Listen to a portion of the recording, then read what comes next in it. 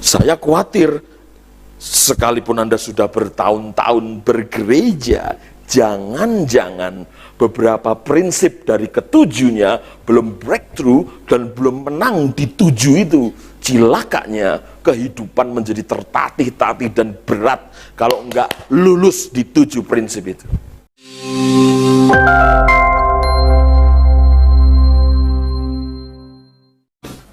Selamat pagi. Gimana kabar? Pemimpin intinya komplit nih. Luar biasa. Saya akan bersama rekan saya Pak Otniel. Apakah ada di ruangan ini sudah? Itu dia Pak Otniel. Saya Cornelius Wing, Anda tahu. Ini Pak Otniel Lumowa. Nanti dia biar kenalkan dirinya secara pribadi saja. Dia tim yang sudah mengajarkan kebenaran tersebut.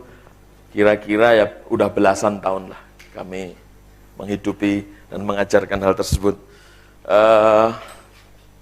Kemudian satu yang jadi saran saya, karena ini 7 prinsip dasar kehidupan, jadi kalau nanti aja bukannya nunggu komando saya ya, atau ini pakai ini langsung ya, udah oke nih, oke sip, mantap. Jadi bolos 1 session saja, maka gambarnya tidak utuh pewahyuan ini. Gitu. 7 prinsip ini harus dimengerti semuanya secara rata dan sama kuat, dan juga harus dihidupi semuanya. Nanti kita akan tahu, kalau Anda bolos 1 saja di 1 session, maka itu akan mengacaukan seluruh bangunan prinsipnya. Itu kemudian apalagi pesan saya? Ada fotokopian tapi nanti dibagikan terakhir. Nah, fotokopian itu beberapa masih kosong. Jadi kalau Anda tidak mencatat sekarang, maka Anda akan kesulitan mengisi titik-titik kosong itu. Pada akhirnya Anda harus mengajar orang lain. Oke, setuju ya? Jadi catatlah. Karena banyak hal yang tidak ada di fotokopian. Fotokopian hanya pengingat saja nanti, reminder saja. Saya kira itu pesan saya. Oke, saya akan mulai.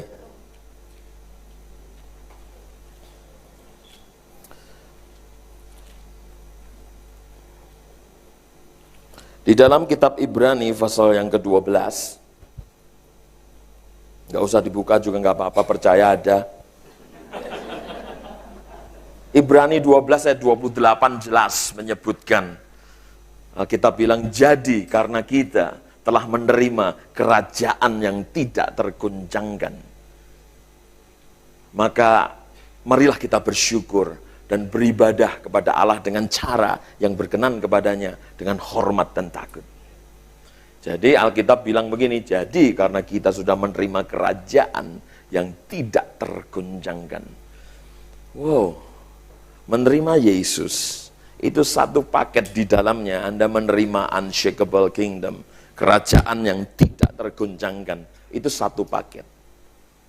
Maka aneh juga sih kalau kita menerima kerajaan dan Yesus sang raja, tapi kita tergoncang.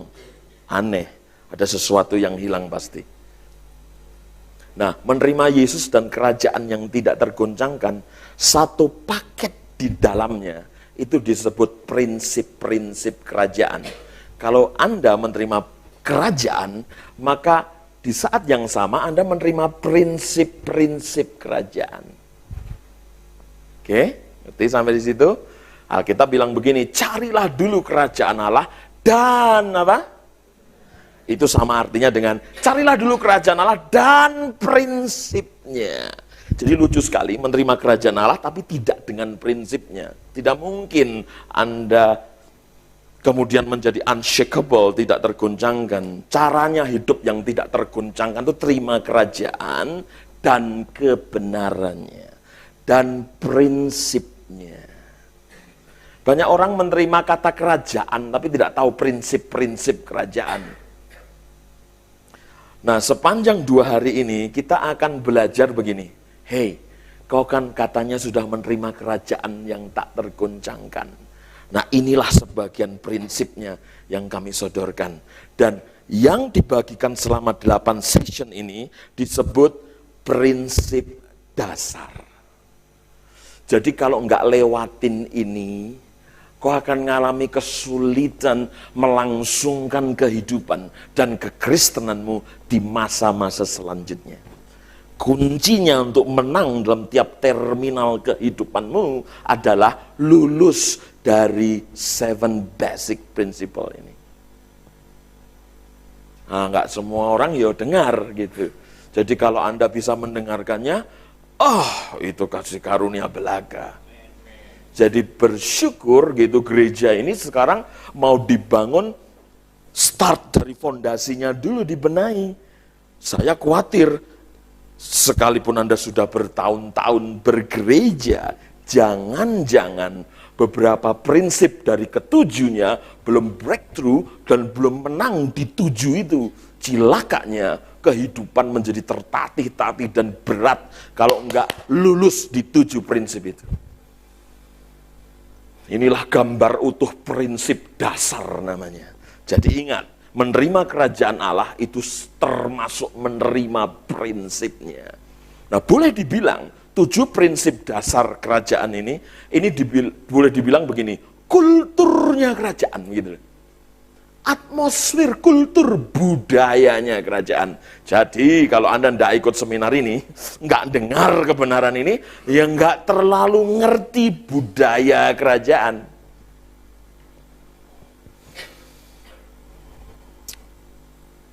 Begitu kira-kira. Nah, 7 prinsip dasar kehidupan. Kenapa sebenarnya kita ngalami konflik? Dan konflik itu kita jadi blunder di situ dan tidak menang-menang. Menurut saya kita tuh banyak seringkali berkonflik tanpa prinsip. Maka kita tidak menang-menang sama konflik kita. Berulang seperti itu terus. Kenapa? Kita hidup tanpa prinsip atau hikmat. Pentingnya hikmat dan prinsip. Oke, kita mau lihat mulai dari Matius. Saya mulai sekarang.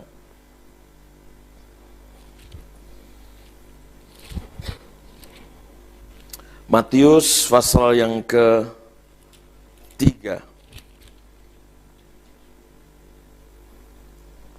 Matius pasal yang ke-3.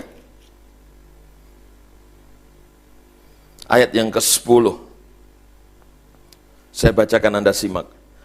Kapak sudah tersedia pada akar pohon. Ini prinsip loh. Dan setiap pohon yang tidak menghasilkan buah yang baik, pasti ditebang dan dibuang ke dalam api. Teman-teman, prinsipnya begini. Ternyata ketidakberbuahan itu soal akar. Jadi Alkitab bilang kapaknya udah tersedia. Di mana tersedianya akar? Tersedianya kapak di akar pohon. Sewaktu-waktu tidak berbuah pohonnya dihajar, yang dihajar akarnya. Makanya boleh juga dikasih judul seminar ini adalah seminar pelayanan cabut akar versus babat daun. Banyak kali kita menyelesaikan masalah, itu sebetulnya kita pukul, hajar, potong daunnya. Konflik tidak pernah selesai kalau Anda babat daun-daun konflik. Kalau Anda potong daun hari ini, apakah besok tumbuh lagi? Itu sebabnya beberapa konflik berulang dan jauh dari kemenangan. Maka hikmat yang ditawarkan oleh Alkitab adalah kapaknya itu tersedia di akar pohon, bukan kapak untuk hajar daun. Pelayanan akhir zaman menurut saya ada pelayanan yang piawai, melihat akar, habisi di akar. Kalau akarnya udah dihabisi, daunnya tumbuh lagi enggak? Kecuali daun siluman. Natural, kalau akarnya udah kagak ada, yang enggak ada pula daunnya. Kita hajar daun, muncul lagi, muncul lagi.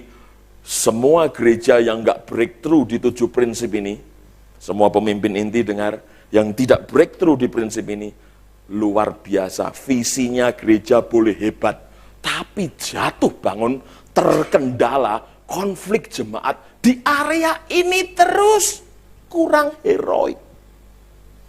Heroisme itu kalau ada konflik karena visi dong, bukan konflik karena hal-hal yang remeh-temeh daily life. Anda mesti menang di sini. Banyak gereja yang visinya hebat, tapi terganjal kerikil-kerikil prinsip dasar. Kasian kan, mimpinya keren. Wah, semangatnya luar biasa. Tapi hanya karena ini. Justru di awal tahun saya datang ini, saya bersama Pak Otniel rindu meletakkan fondasi supaya paling tidak diminimalisir di gereja ini persoalan-persoalan kagak perlu kacangan. Udah jenderal kok persoalan kacangan ya. Mau merebut kota, wong Anda tidak bisa mengalahkan dirimu kok. Alkitab bilang orang yang menguasai dirinya melebihi orang yang merebut kota.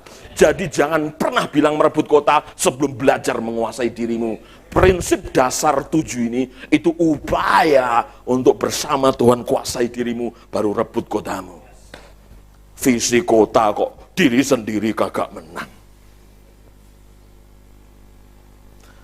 Nah, kalau disimpulkan konflik seluruh kemanusiaan di jagat raya ini akarnya 7 ini. Oke? Nah, ini hikmatnya yaitu cabut akar, bukan babat daun. Ada orang datang ke saudara konseling, saya ini orang kok cabul. Oh sini, ini roh cabul. Ditengking roh cabulnya. Waduh, mendadak seperti manifestasi roh cabulnya pergi. Seminggu kemudian cabul lagi loh. Ada orang merokok bilang, doakan saya dong. Oh ini roh rokok. Pokoknya semua roh dah, sudah. Salahin roh pokoknya. Tapi ada lagi, muncul lagi, tumbuh lagi. Nggak dihajar akarnya bos. Melelahkan menangani problema seperti itu. Jadi saya mau tanam berulang-ulang nih. Akar. Saya mau tanam berulang-ulang nih. Supaya Anda punya pendekatan sekarang pada setiap konflik dan problema adalah akarnya apa? Akar itu penting. Itu mempercepat waktu. Enggak blunder buang waktu di sektor-sektor yang enggak perlu. Oke? Nah, sebenarnya kalau kita belajar dari firman Tuhan, sudah tergambar memang bisa digambarkan semacam pohon ini. Ini namanya pohon akar karakter. Coba bisa udah siap ya? Oh belum?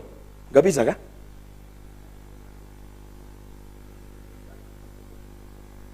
Oke. Nah,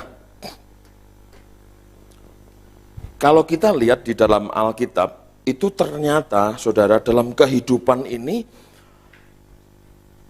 intinya tuh ada 3 akar yang disebut 3 akar dosa, yang merupakan inti dari berbagai macam problema.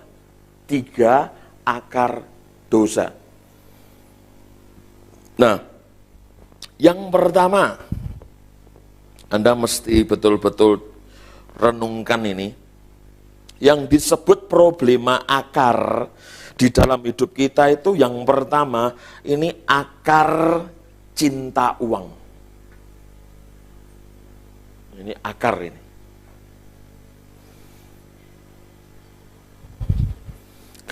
Kalau Anda lihat di Alkitab, betul-betul cinta uang itu dianggap akar.